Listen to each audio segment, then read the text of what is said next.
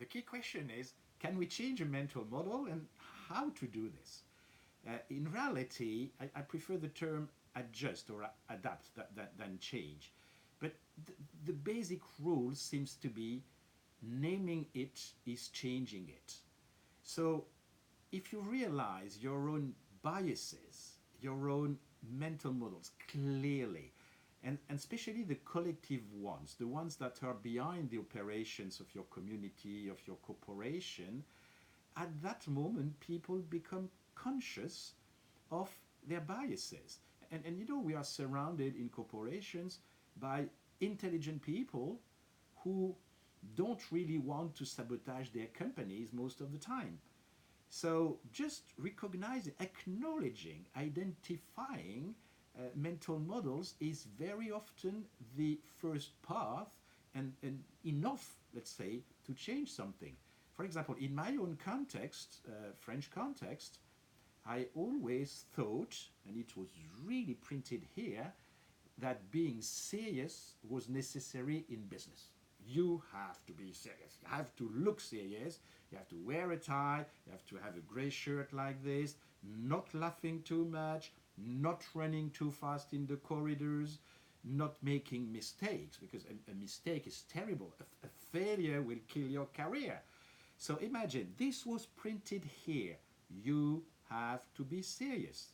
And then there was the second layer, which said seriousness is A, B, C, D, E.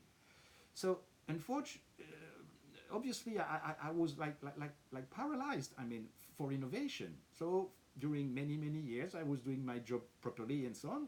But I was young and I didn't dare to do things and to try new things, just because this here was printed, and not only here as an individual, but also at a collective level in my former company.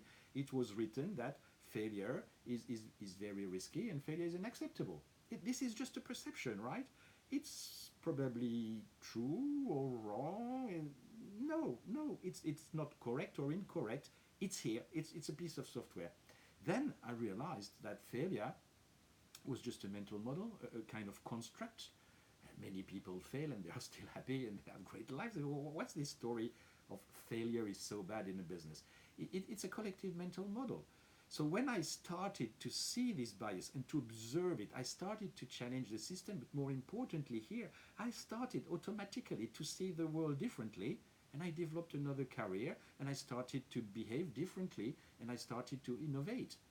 Now, you may believe it's a very personal example, but it works also in collectivities. You know, if some groups, for example, start thinking differently and demonstrate that innovation is possible and that certain different behaviors that were not acceptable before are part of the system, and they are not either correct or incorrect, they are just options and opportunities, suddenly corporations start to behave differently. And that's a unique chance for transformation. I would say that this is a must for transformation.